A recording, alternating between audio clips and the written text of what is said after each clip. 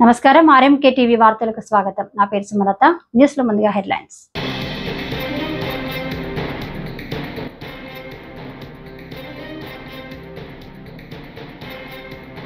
జగన్ 5 ఏళ్లలో 1000 కోట్లు దోచుకున్నారు. యామిని శర్మ ఫైర్.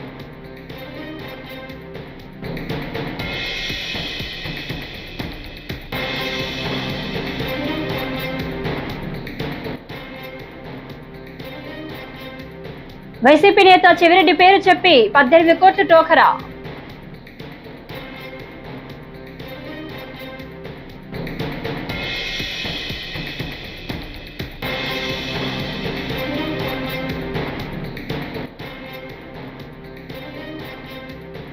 నిండు కుండల సాగర్ జలాశయం 4 గేట్లు ఎత్తి నీటి విడుదల.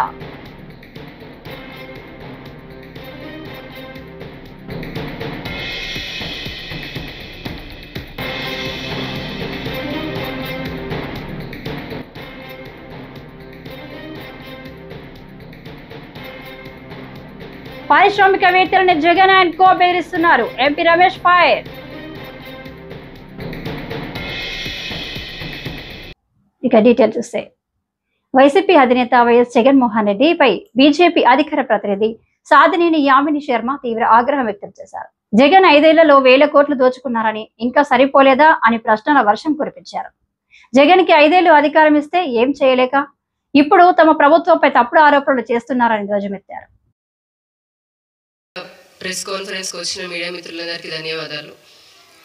ముందుగా భారత ప్రధాని నరేంద్ర మోదీ గారు ప్రభుత్వ పరిపాలనలో 24 సంవత్సరాలు పూర్తి చేసుకొని 25వ సంవత్సరంలోకి వారు అడుగు పెడుతున్న సందర్భంగా భారతీయ జనతా పార్టీ ఆంధ్రప్రదేశ్ శాఖ వారికి అభినందనలు తెలియజేస్తున్నాము.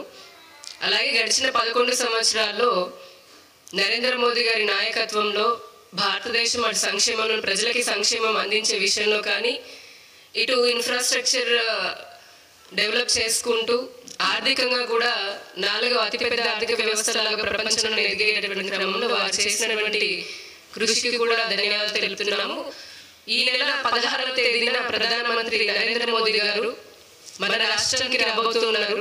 నెక్స్ట్ జన్ జిఎస్టీ ఏ విధంగా అయితే పేద ప్రజలకి, మధ్యతరగతి ప్రజలకి, దేశ ప్రజలందరికీ కూడా వారి జీవన విధానంలో ఒక మంచి మరింత ఉత్సాహాన్ని నింపుతూ వారి ఆదాయాన్ని మిగిల్చుకునే విధంగా చేస్తున్నారు. దాన్ని సెలబ్రేట్ చేయడానికి చెప్పని రాబోతున్నారు. వారికి సాదర స్వాగతం ఆంధ్రప్రదేశ్ తరఫున తెలియజేస్తున్నాం. ఇకపోతే రాష్ట్రంలో పరిస్థితులను చూస్తే కనుక బట్ట కాల్చి నెత్తి మీద వేయడం, మొహం మీద వేయడం అనే సామెత మనందరికి తెలిసిందే. అంటే చేతగలిగినటువంటి వాళ్ళు ఏమీ చేయలేక, అధికారం ఇచ్చినప్పటికీ 5 సంవత్సరాల్లో ఏమీ చేయలేక తిరిగి మళ్ళీ ఎలాగైనా సరే అధికారంలోకి రావాలని ఒక కుట్రతో, ఒక స్వార్థంతో ప్రస్తుతం ఉన్నటువంటి మా గవర్నమెంట్ పైన ప్రతిరోజు అబద్ధాలతో ప్రచారం చేసుకుంటూ తమ పబ్బం గడుపుకుంటూ రాష్ట్ర ప్రజలని, రాష్ట్ర అభివృద్ధిని ముఖ్యంగా అడ్డుకునే విధంగా కుట్రలు చేస్తున్నారు జగన్మోహన్ రెడ్డి గారు, పులివెందుల ఎమ్మెల్యే జగన్మోహన్ రెడ్డి గారు.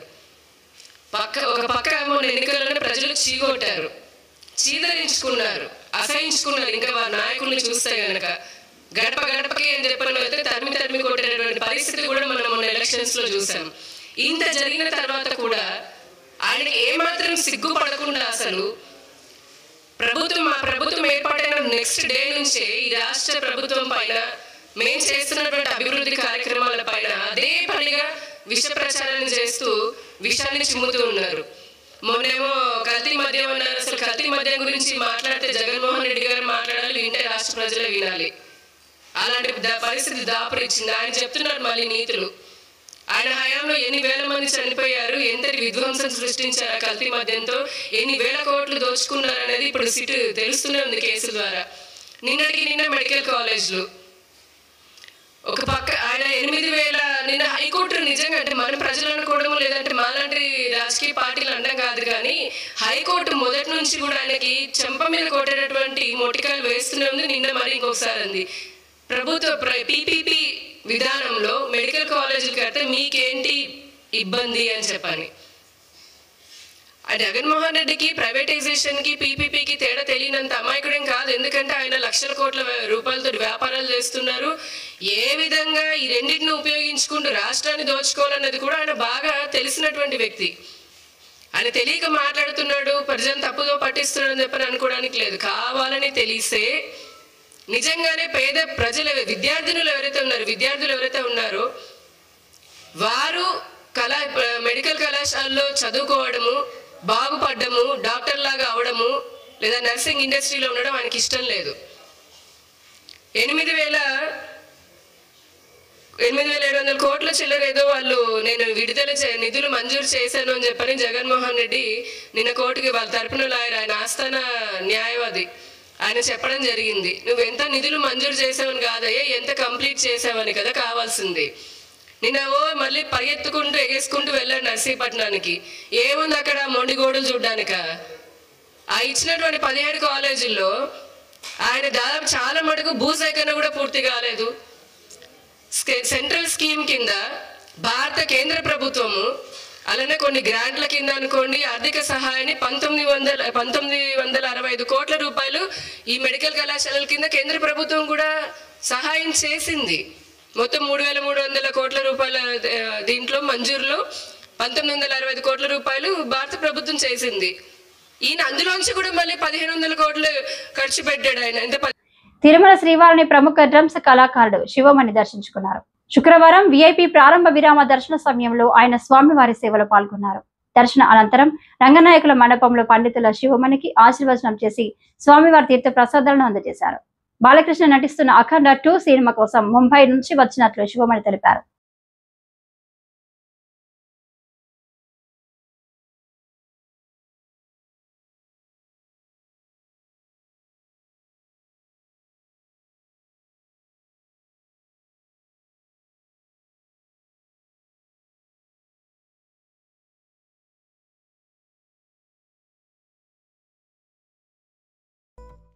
Andariki Namaskaram, all the way from Tirumala. I'm very happy. Had a lovely darshan along with my friend Bharat Swami, and Dev is here. Dev is my manager. So I pray for everyone good health and wealth and prosperous and peaceful life.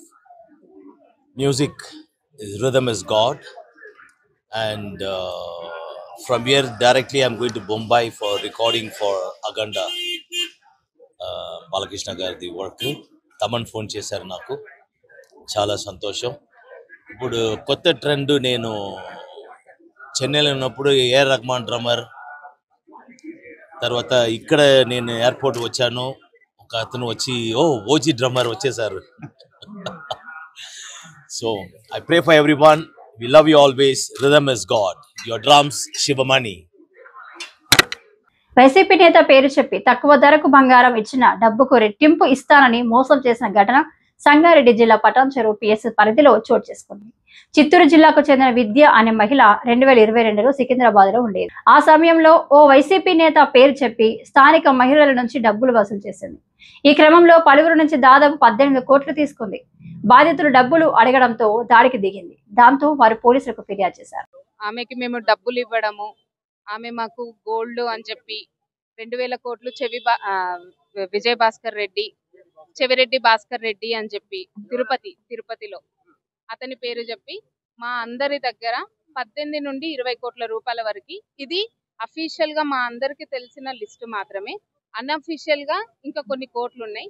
ఆమె వెనకాల ఎవరో పెద్దవాళ్ళు ఉండి ఆమె husband అని చెప్పి దిద్ది రాజశేఖరు, అతను ముత్తోజిపేట వరంగల్ డిస్ట్రిక్ట్ నర్సంపేట అని చెప్పేసి అతన్ని ఇక్కడ పెట్టుకొని, అతని అసలు భర్త శివ అని చిత్తూరులో ఉంటాడు, అతన్ని అక్కడ వదిలేసి ఇక్కడికి వచ్చి ఒక 8 మందిని పెళ్లి చేసుకొని ఆమె అందరి దగ్గర ఏ ఏరియాకి వెళ్తే ఆ ఏరియాలో ప్రతి ఒక్కరి దగ్గర డబ్బులు తీసుకోవడము, బంగారము అని చెప్పడము, డబ్బులు ఇస్తాము అని చెప్పడము, 1000 కోట్లు వస్తున్నాయి, నాకు ఇన్వెస్ట్మెంట్ పర్పస్ లో డబ్బులు కావాలని చెప్పడము, లేడీస్ ఎవరుంటే వాళ్ళ ఇంటికి వెళ్ళి వాళ్ళ బంగారాలు తీసుకొని ఇది నేను పెట్టుకొని నేను వాడుకొని మీకు మళ్ళీ ఇస్తాను అని చెప్పి మాయ మాటలు చెప్పి అందరినీ మోసం చేయడము.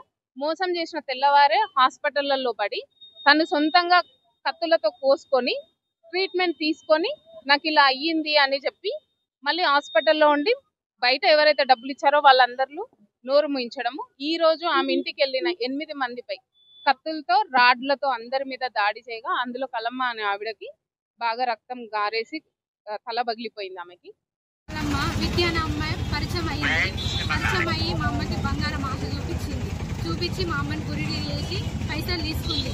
నా పెళ్లికి కొన్న ఫ్లాట్ కూడా అమ్మిపించి ఇప్పుడు రోడ్డు మీద వేసింది. ఇంటికి వెళ్తే పైసలు అడగడానికి అని వెళ్తే మా మమ్మీ మీద దాడి చేసింది, కొట్టిర్రు. ఇప్పుడు మా మమ్మీ చచ్చిపోయే స్థితిలో ఉన్నది. అది అట్లా వేసింది. మొన్న ఒకసారి కొడితే పోలీస్ స్టేషన్కి వచ్చినాము. ఆ రోజు కంప్లైంట్ ఇచ్చినాము. పోలీసు వాళ్ళు మమ్మల్ని ఏ విధంగా పట్టించుకోవాలి. అసలు ఎంక్వైరీ తీసుకున్నారు, దాన్ని మొత్తం క్లియర్గా డీటెయిల్స్గా చూడలేదు. ఇప్పుడు పట్టినారు. అదే సెకండ్ టైం అప్పుడు అటాక్ చేసినప్పుడు తీసుకుంటుంటే ఇందాక రాకపోవు. మా మమ్మీ పరిస్థితి ఇందాక రాకపోవు. నేను అక్కడనే అడ్డం పడిపోయినా ఆ విల్లాలో అందరూ వచ్చి చూసిరు. మళ్ళీ నాతో వచ్చిన వాళ్ళు కూడా వచ్చి చూసిరు. నాకు న్యాయం జరగాలి. పోలీస్ ఈ పట్టణ సర్వీస్ ఎస్ఐ సారు యాక్షన్ తీసుకుంటలేడు ఆమె మీద. అది యాక్షన్ తీసుకుంటే నేను చచ్చిపోయే నన్ను సావే తట్టు కొట్టే పరిస్థితి రాకపోవు. నాకు ఏం న్యాయం జరిగింది? మేము ఎట్లా బతకాలి? పెట్టిన యాక్షన్ ఏం తీసుకోలేదు. అయింది అది మామూలు స్టేషన్ బెయిల్. నేను రాసిన ఎఫ్ఐఆర్ ఒకటి, నేను రాజశేఖర్ దిద్దాను రాత తీసేసారు. అది తీసేసి ఓన్లీ రాజశేఖర్ అని పెట్టిరు. రాజశేఖర్ అంటే హైదరాబాద్ ఎంతమంది ఉంటారు సార్?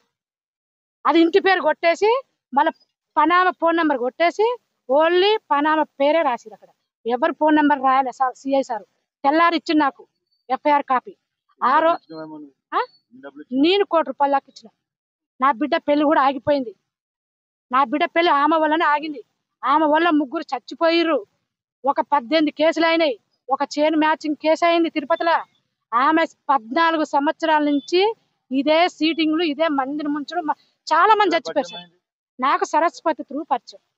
సరస్వతి అనేట ఆమె త్రూ పరిచయం. ఆమె మాకు పక్కనే ఉంటది. అక్కడ దిల్సునగర్లో ఉంటది. ఆమె ఒక పెళ్లి తర్వాత ఒక 11 మందిని పెళ్లి చేసుకుంది సార్. అది నా బాధ. నాకు న్యాయం జరగాలి.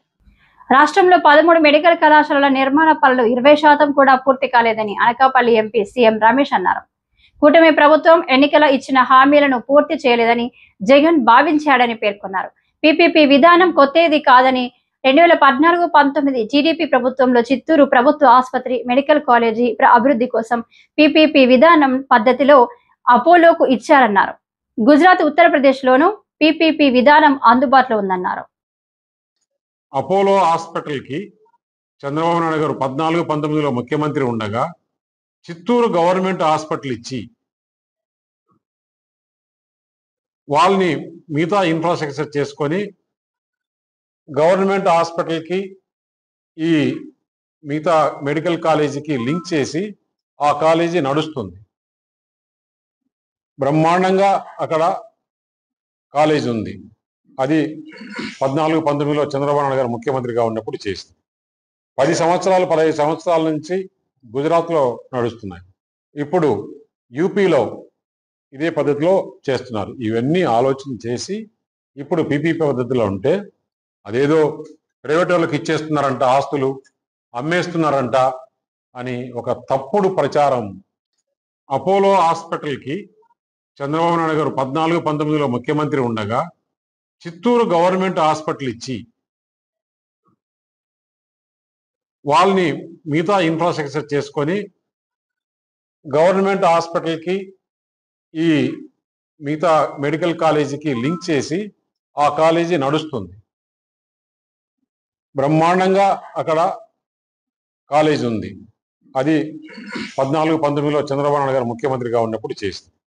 15 సంవత్సరాల నుంచి గుజరాత్లో నడుస్తున్నాయి. ఇప్పుడు యూపీలో ఇదే పద్ధతిలో చేస్తున్నారు. ఇవన్నీ ఆలోచన చేసి ఇప్పుడు పీపీపీ పద్ధతిలో ఉంటే అదేదో ప్రైవేట్ వాళ్ళకి ఇచ్చేస్తున్నారంట, ఆస్తులు అమ్మేస్తున్నారంట అని ఒక తప్పుడు ప్రచారం. ఎగువ నుంచి వస్తున్న వరదతో నాగార్జున సాగర్ జలాశయం నిండుకుండలా మారింది. ప్రాజెక్టు 4 గేట్లు 5 అడుగుల మేర ఎత్తి నీటిని దిగువకు విడుదల చేస్తున్నారు. జలాశయానికి 83,000 క్యూసెక్కుల నీరు వస్తుండగా అంతే మొత్తంలో దిగువకు విడుదల చేస్తున్నారు. కుడి కాలువకు 10,040 క్యూసెక్కులు, ఎడమ కాలువకు 7,170 క్యూసెక్కుల నీటిని విడుదల చేస్తున్నారు. సాగర్ నీటి మట్టం 590 అడుగులు కాగా ప్రస్తుతం పూర్తి స్థాయికి చేరింది. నీటి నిల్వ సామర్థ్యం 312.6 0.04 టీఎంసీలు కాగా అంతే మొత్తంలో నీరు నిల్వ ఉంది.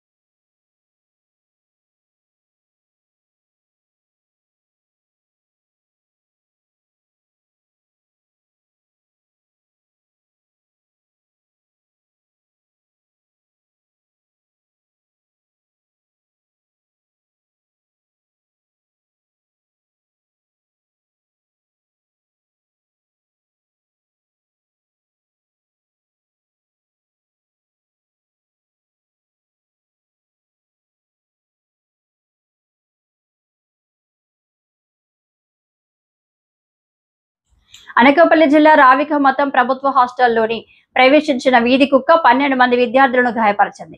గాయపడిన విద్యార్థులను నర్సీపట్నం ఆసుపత్రికి తరలించారు. కురుపాంలో గిరిజన హాస్టల్లో పచ్చ కామెర్ల ఘటన మరవక ముందే మరో దారుణం జరగడంతో ప్రభుత్వ హాస్టళ్ల నిర్వహణ లోపంపై తల్లిదండ్రులు ఆగ్రహం వ్యక్తం చేస్తున్నారు.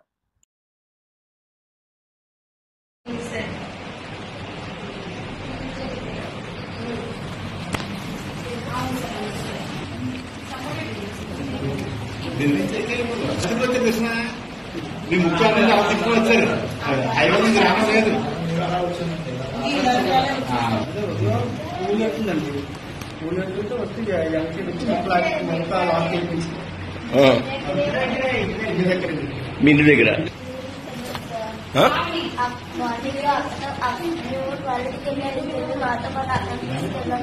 ఓకే అక్కడ వచ్చి ఎక్కడ కుక్కలేమో వస్తున్నాయేమని అటు చూస్తుంటేనే వచ్చి వెనక నుంచి కుక్క వచ్చి మమ్మల్ని నడుస్తుంటాము. పట్టుకుంటేనేమో చక్క తవ్వుతుంటే పడుతుంది అక్కడ కూడా ఎదురు తెలుసుకోవాలి. అప్పుడేమొచ్చి అక్కడేమొచ్చి కలపం కొట్టి మమ్మల్ని తీసుకొని వచ్చి వెనక మేడం ఫోన్ చేసి ఉంటాము. సార్ మేడం వచ్చి ఎక్కడ గడిచింది ఎక్కడ గడిచిందమ్మా? సార్ కాళ్ళ మీద. మిమ్మల్ని ఎంత గడిచిందమ్మా కాళ్ళ మీద? ఇంచుమించు ఎంతమంది కూడా కాళ్ళ మీద. మొత్తం ఎంతమంది ఏంటమ్మా? 5గురు. మొత్తం ఎంతమంది మొత్తం ఊళ్ళో?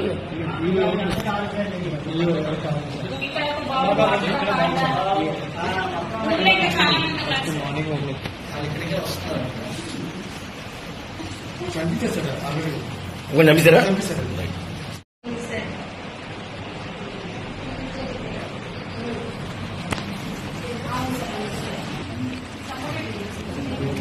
మీ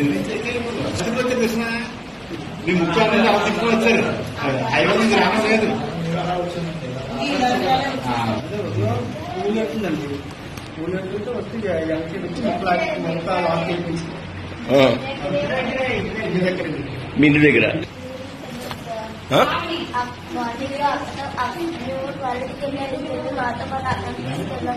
ఓకే అక్కడ వచ్చి ఎక్కడ కుక్కలేమో వస్తున్నాయేమని అటు చూస్తుంటేనే వచ్చి వెనక నుంచి కుక్క వచ్చి మమ్మల్ని నడుస్తుంటామని పట్టుకుంటేనేమో చక్క తోలుతుంటే పడుతుంది అక్కడ కూడా ఎదురు తెలుసుకోవాలి అప్పుడేమో అక్కడేమొచ్చి కలపలు కొట్టి మమ్మల్ని తీసుకొని వచ్చి వెనక మేడం ఫోన్ చేసి ఇస్తాము సార్ మేడం వచ్చి ఎక్కడ గడిచిందమ్మా సార్ కాలు మీద మిమ్మల్ని ఎంత గడిచిందమ్మా కాలు మీద ఇంచుమించు ఎంతమంది కూడా కాళ్ళ మీద మొత్తం ఎంతమంది ఏంటమ్మా 5 మొత్తం ఎంతమంది మొత్తం ఊళ్ళో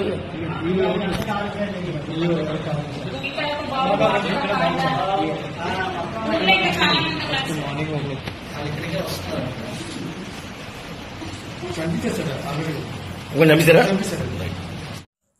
చిత్తూరు పట్టణంలో 30వ తేదీన జరిగిన దొంగతనం కేసులో సుమారు 25 లక్షల విలువ 210 గ్రాముల బంగారు ఆభరణాలు 2 లక్షల 1 లక్ష విలువ గల ఒక ద్విచక్ర వాహనం స్వాధీనం తాళాలు వేసిన ఇళ్లను లక్ష్యంగా చేసుకుని రాత్రి సమయంలో దొంగతనాలకు పాల్పడుతున్న అంతరాష్ట్ర ముద్దాయి హనుమంతప్ప అరెస్టు.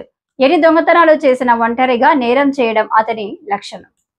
కర్ణాటక రాష్ట్రంలోని సోలాపూర్, హబ్బిలి, ఆంధ్రప్రదేశ్లోని చిత్తూరు జిల్లా, అనంతపురం జిల్లా, ఇతర రాష్ట్రాల్లో ఇతరపై కేసులు కలవు.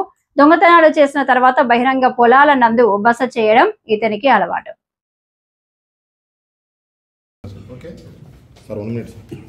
రామ్నగర్ కాలనీలో కాపున్నటువంటి అల్తాఫ్ ఏదో తన వ్యక్తిగత పన్ను నిమిత్తము లాక్ చేసుకుని రూపాయి ఇంటి నుంచి వెళ్ళిపోయినాడు.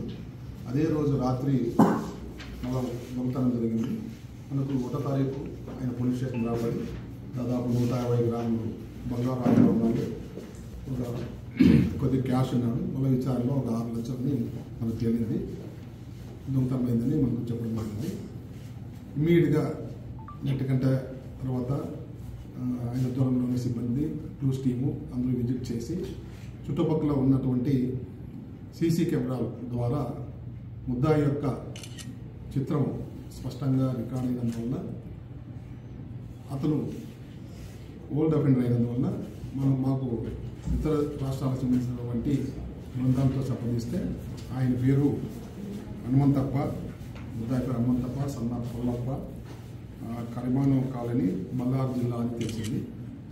ఇతను దాదాపు 17-20 కేసులు ఇంటి దొంగతనం కన్నపోదగిన కేసులు కర్ణాటక రాష్ట్రంలోనూ నమోదు కాబడినవి.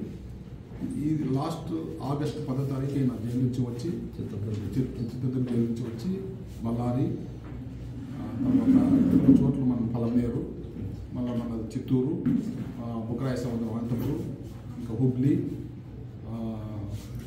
సోలాపూర్ దొంగతనాలు చేశాడు. కొన్ని చోట్లకు ఆ బంగారు 24 గ్రాములు కొన్ని చోట్ల దొరకలేదు. ఇతన్ని మేము ఛాలెంజ్గా తీసుకొని టెక్నికల్ ఆధారంగా ఇతను దొంగతనం చేసిన తర్వాత ఎక్కడ కూడా ఏదైనా నివాస లాడ్జెస్ కానీ ఎక్కడ ఉండదు. ఓన్లీ ఏదైనా హైవేలోనో ప్రయాణిస్తుంటాడు, 2 వీలర్లో. ఎక్కడ అనుకూలం ఉంటే అక్కడ బస్ చేస్తాం. లైట్ మాకు వచ్చిన సమాచారం ప్రకారం ఇతన్ని ఈరోజు చిత్తూరు బ్యాన్స్ హోటల్ దగ్గర అరెస్ట్ చేసి అతని క్వశ్చన్ నుంచి దాదాపు 210 గ్రాముల బంగారు ఆభరణాలు చిత్తూరు జిల్లాకు సంబంధించినవి, అనంతపురం జిల్లాకు సంబంధించిన మాత్రమే. ఇంకా మిగతా కర్ణాటక సంబంధించిన ప్రదేశాలు అతను నేరంలో అంగీకరించినాడు. మేము నమోదు చేయడం జరిగింది. తర్వాత 2 లక్షల రూపాయల క్యాష్, మిగతా క్యాష్ అతను బాగా చాలా లావిష్గా ఖర్చు పెడతాడు. ఇతనికి కొద్దిగా అమ్మాయిని పిచ్చింది, ఆ అమ్మాయి వాళ్ళ దగ్గర ఎంగేజ్ చేసుకొని దాన్ని ఖర్చు పెట్టడం ఇవన్నీ ఆ విధంగా చేశారు. కాబట్టి ఈ 2 కేసులో ఉంది, ఇంతకుముందు మరొక కేసులో కానీ దీంట్లో కానీ చిత్తూరు జిల్లా ఎస్పీ తుషార గౌరీ గారి సూచనల మేరకు, తర్వాత నా పర్యవేక్షణలో వెంకయ్య, తర్వాత ఎస్ఐ రమేష్ బాబు, తర్వాత సిబ్బంది అందరూ కష్టపడి నేరం జరిగిన వారంలోపే డిటెక్ట్ చేసి బాధితులకు న్యాయం చేసినందుకు వాళ్ళని అభినందిస్తూ ముగిస్తాను. ఈ వార్తలు ఇంతటితో సమాప్తం. నమస్కారం.